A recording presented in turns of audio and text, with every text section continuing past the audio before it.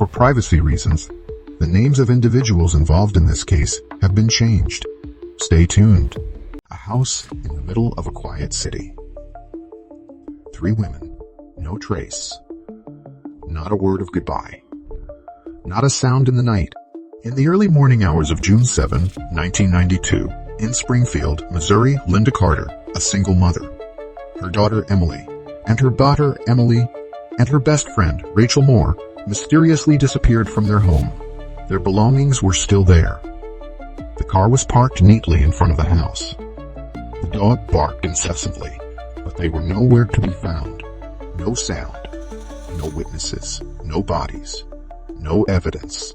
The disappearance quickly became one of the greatest mysteries in American criminal history, known as the Springfield Three. And to this day, more than 3 decades later, no one knows what happened to them. Where did they go? Who took them?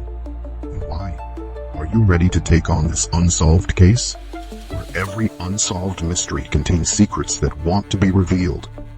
Step into the darkness and explore them with us. Don't hesitate to leave a like as an encouragement for us. And don't forget to subscribe to the channel and turn on the notification bell to update the most classic cases. On the morning of June 7, 1992, the city of Springfield, Missouri, USA, was shaken by a strange and mysterious disappearance. 3 women, Linda Carter, 47 years old, her daughter Emily Carter, 19 years old, and Emily's best friend Rachel Moore, 18 years old, disappeared completely without leaving any trace. The case was quickly dubbed the Springfield Three, becoming one of the most controversial and haunting unsolved cases in American criminal history. June 6, 1992, a memorable day began with joy. It was a bright summer day in Springfield, Missouri. For the seniors at Westfield High School, that day was a big milestone: graduation. 2 young girls, Emily Carter and Rachel Moore, both graduated in the same class and could not hide their excitement and joy at the moment marking the turning point from adolescence to adulthood. After the solemn ceremony, like many other students, Emily and Rachel planned to have a small party with their friends to celebrate their achievements. They gathered at the house of a friend in the group and planned to stay there overnight. However, around midnight, because the house became too crowded and uncomfortable, the 2 decided to change their plans. They called Emily's mother, Linda Carter, 47 years old, to tell her that they were going home. At around 2 a.m. on June 7, Emily and Rachel left the party and returned to Linda's small house at 1717 East Delmar Street, a relatively quiet and safe residential area at the time. Rachel's car, a Toyota Corolla, was later found neatly parked in front of the house. Everything seemed normal. No one expected that it would be the last time anyone would see the 3 women alive. The next morning, Rachel's mother, Nancy Moore, felt uneasy when she could not reach her daughter by phone. This was not a common occurrence for Rachel, who was known for being careful and always keeping in touch with her family. Feeling that something was wrong, Nancy decided to go to Linda's house to check. When she arrived at around 8 a.m., Nancy noticed that Linda, Emily, and Rachel's cars were all still parked in front of the house, which immediately made her feel strange. If all 3 were out, then at least 1 car must have been missing. She entered the house. The locks were not broken, and the door was open. There was no sound inside. No voice. No answer. Only Linda's small dog, a Yorkshire Terrier, was running around and barking continuously, as if trying to warn or panic about something. The fur around the dog's muzzle seemed to be covered in dried blood, but there was no obvious sign of injury or struggle. Nancy called out, but there was no response. She went deeper inside and began to notice a series of unusual details. All personal belongings such as wallets, cell phones, cosmetics, and even nightclothes were still in the room, as if the 3 women had only stepped out for a moment. The car keys, shoes, and handbags had not been taken. The bed showed signs of having been used. It appeared that the 3 had returned home, changed and prepared for bed before disappearing. There were no obvious signs of a struggle or vandalism inside the house. However, the light bulb on the front porch was broken, and there were pieces of debris that had been neatly picked up, possibly indicating that someone had tried to cover up the incident. In particular, one detail that caught the police's attention was that the voicemail message on the answering machine had been erased. According to friends and relatives, the answering machine had at least one message left earlier. The disappearance of the message suggested that a third party had erased it, possibly an important clue that was now lost forever. Nancy immediately called the police. Springfield police were present that day, but by this time the scene had become chaotic as many relatives and friends had been coming and going, complicating the process of collecting evidence. Little evidence can be lost, and in missing persons cases, time is the worst enemy. The three women, Linda Carter, Emily Carter, and Rachel Moore, vanished from the world without a trace. No blood, no noise, no witnesses. The police and their families were left with only one question that hung in the air for decades. Where did they go? As the hours and days ticked by, hope faded. Police noted a number of unusual details. Deleted voicemail. A message that arrived overnight had been intentionally deleted from the answering machine. Although the content could not be recovered, this detail led investigators to believe that the person involved may have returned to the scene to erase the evidence. Petrified dog. The small dog was found in a state of anxiety and had a trace of dried blood near its mouth. But there was no body and no blood in the house, leaving the source of the blood a mystery. No signs of escape. All three left behind personal items such as wallets, money, and cosmetics. Unlike a runaway or voluntary disappearance, with little physical evidence, police were forced to turn to investigating relationships and personal behavior. Bart Streeter, Emily's half-brother, had lived with Linda and Emily, but had left after a heated argument a few months earlier. He and his sister reportedly had a strained relationship, with alcohol and violence being a major issue.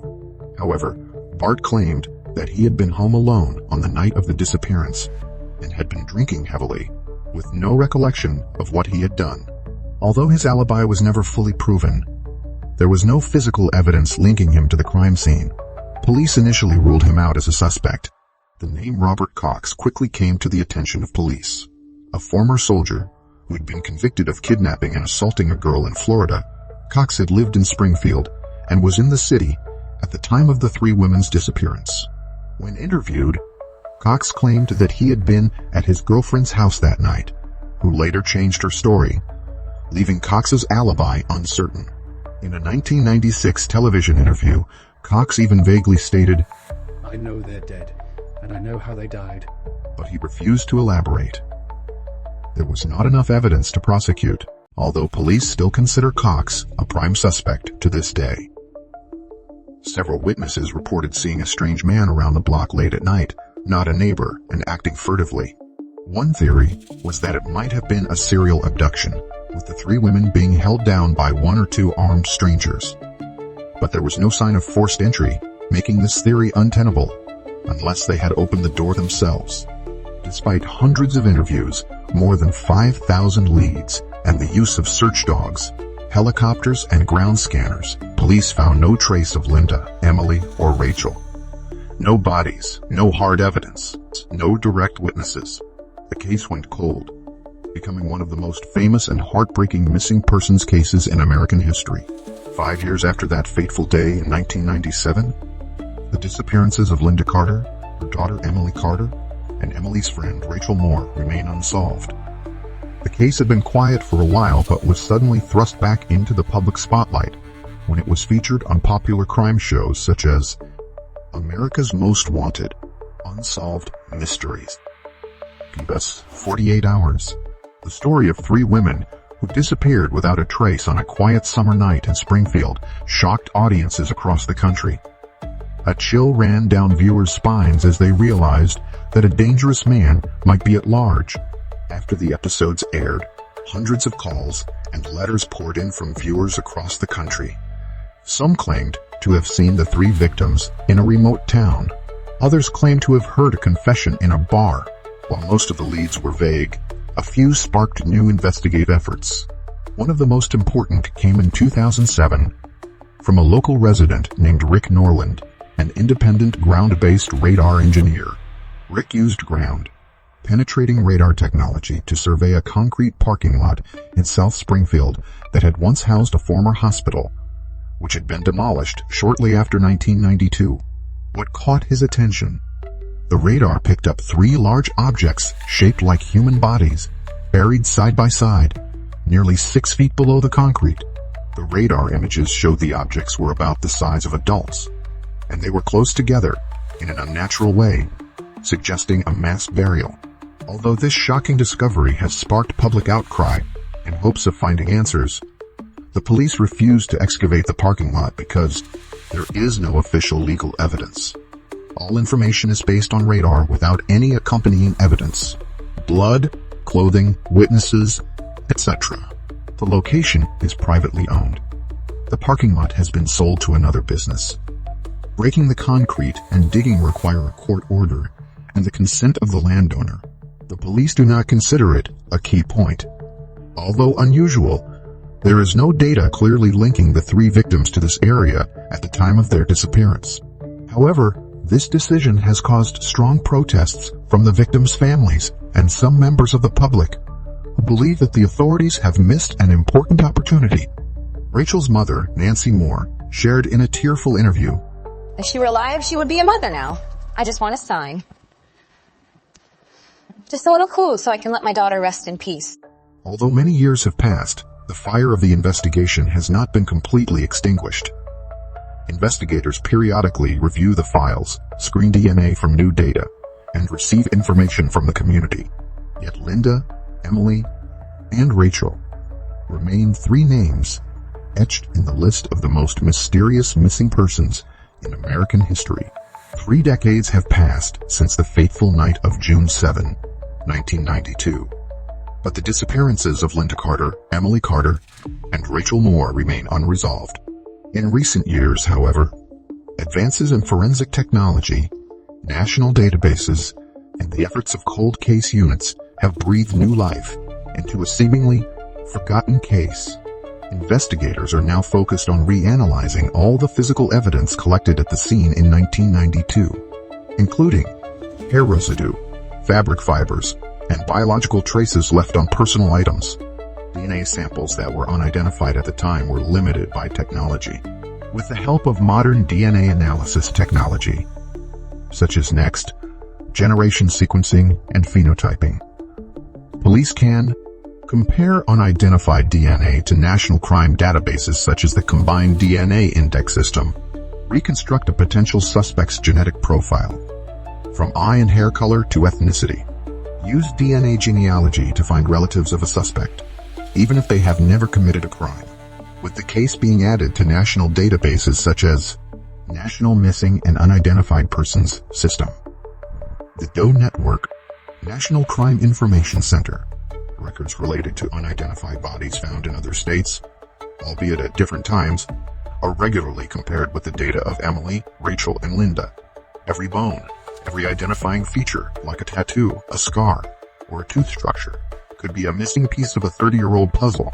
The Springfield Police Department's cold case investigation team says it periodically revisits the case and has never closed the case.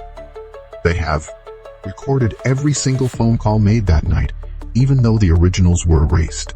Re-interviewed former witnesses, many of whom were teenagers at the time and are now willing to speak after decades of silence. Collaborated with nonprofits, independent journalists, and private investigators who can dig into leads that police may not have the resources to pursue.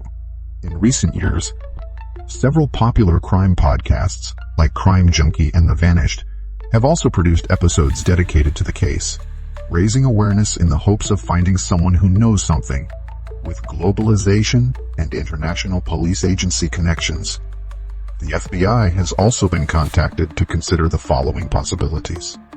The 3 victims were smuggled across the border as part of a human trafficking operation.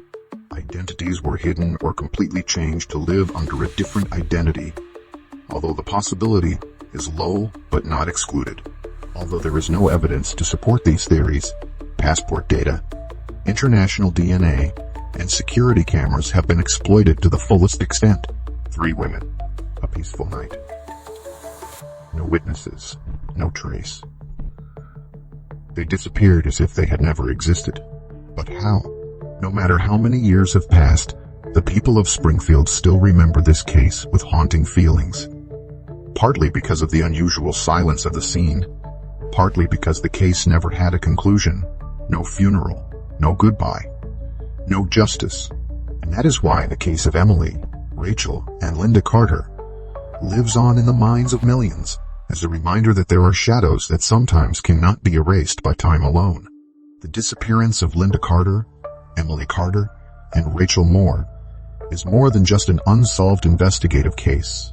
It has gone beyond the scope of a criminal case to become a symbol of a deep unease that has permeated the minds of Americans and the international community for more than 3 decades. Not a trace, not a witness, not a cry for help. The complete disappearance of 3 women in a familiar space, their own home, has awakened in people the most primitive fear. If it could happen to them, it could happen to anyone, at any time. That feeling of helplessness not only makes the case terrifying, but also makes it imprinted in the public consciousness as a collective nightmare. Springfield, Missouri, once considered peaceful, quiet, a place where everyone knows each other, has had to carry within itself a rift that will never heal. Residents there recounted, After that night, people started locking their doors. We didn't let our children roam free like before. No one believed in absolute safety anymore. the case forever changed the way people thought about safety, even in the most private space, their own homes. Every year, the community holds candlelight vigils and memorials in Springfield to remember the 3 missing women. Their images are printed on shirts and posters, becoming a symbol of the missing who have never been found and the families who have never been able to say goodbye. More than a case, the story of Linda, Emily, and Rachel is a vivid reminder of the fragility of life, the persistence of justice, and the immortality of love and memory. Although the case remains unsolved, it continues to live in the hearts of millions as an unsolved mystery, an eternal cry for help echoing in the darkness. We never left. Please don't forget us. Thank you for joining us today. If you enjoyed this story and want to dive deeper into more intriguing mysteries, be sure to subscribe and hit the notification bell so you never miss an update.